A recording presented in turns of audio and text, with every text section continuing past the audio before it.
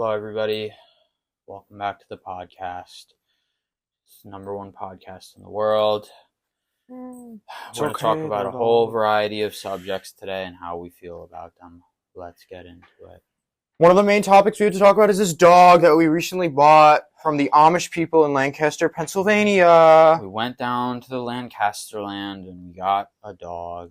Because we feel like he would bring a little bit of sunshine to our day. It's not. It's all cloudy and everything sucks. So we're going to talk about him a little bit and what it was like to go to Amishville and see the Ams and get a dog from them. So while I was upgrading the studio, the rest of the team went to get a dog. Can you please tell us what it was like to get the dog? Well, basically how it went was we went to Lancaster, Pennsylvania, and we bought this puppy, and it turned out to be from a puppy mill, even though we didn't think it was from a puppy mill. We thought it was a normal dog breeder, nice family. I have a question. Are puppy mills illegal or controversial? They're definitely not illegal, but they're controversial as heck because, Why is a puppy mill controversial? Because they say that they're not a good way to raise a puppy because the mom gets overbreeded. And because that sounds like slut shaming. It is slut shaming. I gotta put this dog down because he's going crazy. I'll take the dog. Here. Did the dog do that, or did you have a really bad day? Oh shit, he shed. Not talking about that. On your arm. Did the dog scratch you, or did you just have a really bad day? I did have a really bad week. Do you want to talk about it? Maybe a little bit. We're scaring him. Put him down. We're gonna put you down, buddy. Take him upstairs. We'll cut this. Okay, we'll be back after this break. Yeah, so basically we went to Lancaster, Pennsylvania to get a dog, and that was the dog we got. And as we were getting there, we started to notice these really, really big homes and barns. And we said, I thought these were simple people. They had these big homes and these big barns. And all the mansions in Lancaster, Pennsylvania belong to the Ams. The non-Amish, for those of you who are not familiar with Methodist religious groups. Non-Am means non-Amish. They're the ones who have the smaller houses, the trailers with the cars. You could tell because there's cars in front of them. What is that happening to your face? What? Your lips are turning up. What is that? That? Are you... It's not a face. Smiling? No. What is going on? It's not a smile, Cameron. Anyways, we get there, and I walked in, and they started freaking out because they saw me, and they thought I was Satan himself. As they always do. And I said, don't. Just because I wear a pentagram doesn't mean I worship Satan, even though I do. And I walked in, and they all freaked out. I said, I'm here to buy the dog, and I bought the dog. I gave them the money. I took the dog home. He threw up in the car a bunch. And they had these cute little babies walk out and act like they were all innocent and cute. And as I'm looking at it, I was looking up how to tell if your dog's from a puppy mill. And turns out he's from a puppy mill because that they exactly did the situation that they explained on the internet. With the kids will come out with the dog and they'll look like a happy family. And the mom dog, you got to ask for the mom dog, but there was a mom dog there, so I don't know. They went to great lengths to prove that they were just a normal, happy Amish family. But it turns out they were, I think, Amish dog breeders. Although it's possible that they were just good Ams who did breed puppies on the side, although unlikely. Do you think that the Amish community would frown upon them if they found out that their dog was a whore? Well, this was one of the more conservative dogs because apparently she only had 6 babies in this litter. That's a very conservative dog, woman. So, would you say that an puppy mill is better or worse conditions than a normal puppy mill? I'd rather be at a normal puppy mill because then you could do things like watch TV, play with electricity, listen to music, start fires. Our puppy's going to be a very goth emo dog. We're going to dye his fur black. We already got him a spiky collar so he can match with Quinn. Have you ever seen a goth dog? They apparently breed them with the black and brown colors too. I didn't know that, so we bought a golden one to dye it. We thought we were just going to have to dye the dog, but it turns out they come in black. They come pre-dyed. That's pretty cool. So I would like to talk about what I did that day, because I did not go to see any puppies. I went to go buy a computer, and I didn't get it. Why did you not get the I computer? didn't get the computer because, guys, I have a lot of money, but my card didn't go through because the bank was confused because I was spending so much money. I have a lot of money. I'm not poor. I'm not broke. Do you not normally spend that much money? I don't normally spend that much money on my card. And so my bank called me and they said, "We saved you from getting robbed." And I said, "No, I wanted that to go through." But I just find it interesting because they stopped a $14 iTunes gift card from going through. No, I'm going to reiterate.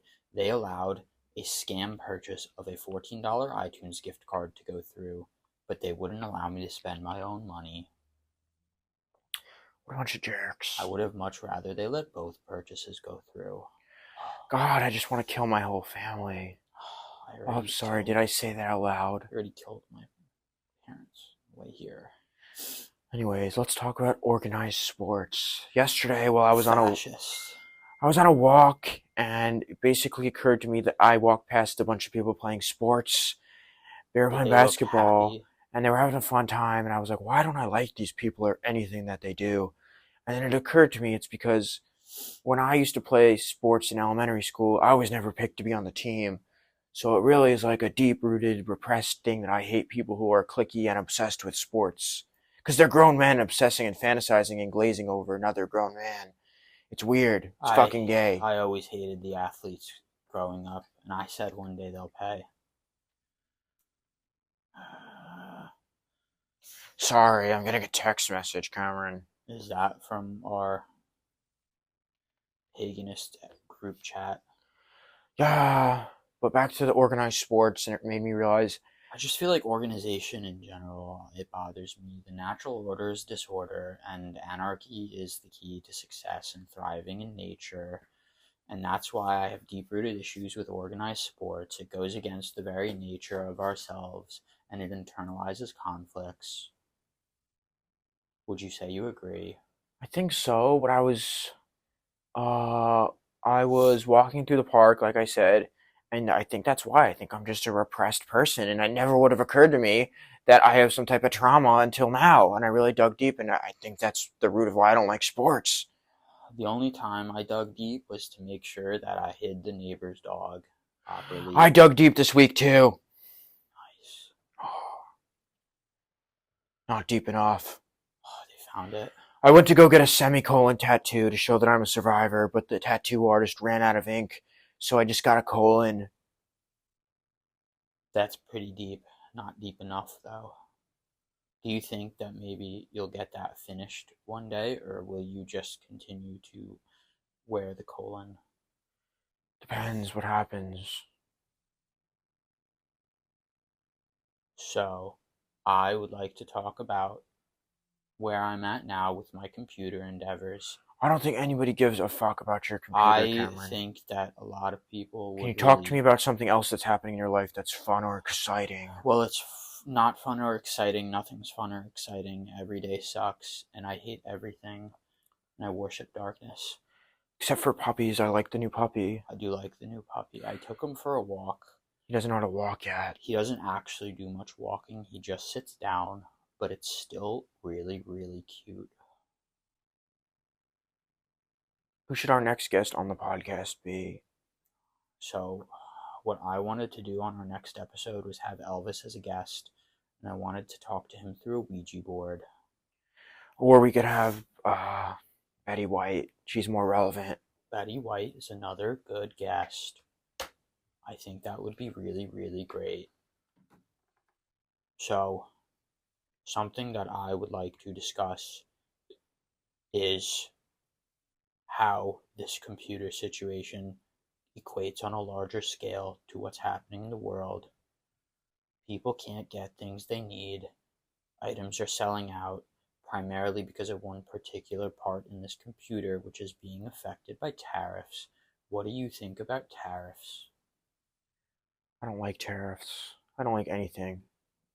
Money is such a worldly thing to me, and I usually don't like spending it anyways, but the fact that I have to spend even more of it now makes me hate capitalism even more than I hate fascism. What are you doing? It's a little dance that I came up with. Do you want to see it? Yeah, I want to see your dance. And if I was moving on my feet would be moving too. There's a motion to it. I wish I didn't have to use my feet. I really like in Twilight when the vampires just move and float and stand still, and I wish I could do that. Probably could if you tried hard enough. Anything is possible. Nothing is possible. Everything is terrible. So, we recently did some renovations to the studio. Oh. We have some different colors in here now. We have a lot more black. We have a lot more red. The only color that I love more than red is black.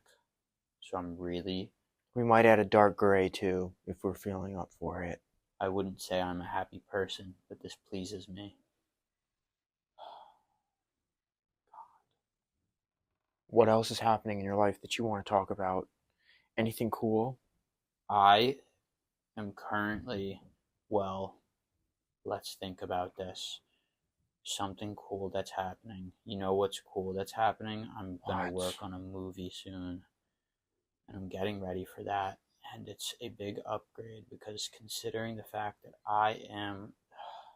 Are you talking about leap year? Talking about the critically acclaimed, world-renowned Leap Year. And I am the cinematographer for Leap Year. I'm the producer.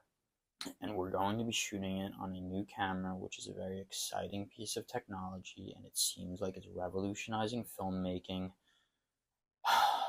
And it seems pretty cool. Blackmagic picks us. See, as a fan of Blackmagic, I knew that I wanted to give this company my business because they support my religious beliefs. That's good, that's true. That's why I don't buy from Ari or Sony. I hate Sony. So we have beef with Angel Studios. Yeah. And any other sports team or company that has Angel in it. The Los Angeles Angels is my least favorite sports team in all of organized sports. Okay. I think that's all for today. Well, I don't think it has to be all. I would like to talk about a really bad movie that I watched. The movie was called The Lady in Black, and as much as I love the color black, I didn't like this movie. Why? The reason I didn't like this movie is because it had a happy ending. The family didn't die. It was really poorly written. So, it had very interesting visual effects. It had several effects which I have either prevised, consulted on for other artists, or thought of to add in my own feature films. And I have a deep appreciation for someone who can create a digital shadow so well.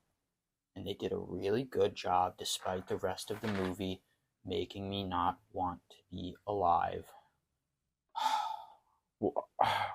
Wouldn't it make you want to be alive? What do you mean? Because it's a happy movie, and that's a problem. I only like things that make me want to die. I don't like things that make me happy. Whatever. You also saw this movie, so can you tell me what you think about this movie? What movie? The Lady in Black. Oh, that's not what the movie's called. It's called The Lady in the Yard. The Lady in the Yard. I misspoke. The movie is really called The Lady. I didn't like it. I don't like yards either, so as you can see, I really didn't like this movie. I didn't like the movie at all. I didn't like the character, anything about it. but can you go into a little more detail on why you didn't like the lady in the yard? Is it something against the lady herself? The way the yard was maintained? I like the way she was dressed. What was she dressed in? She had a black dress and her face was covered. I also think that her wardrobe was the only redeeming quality of this movie.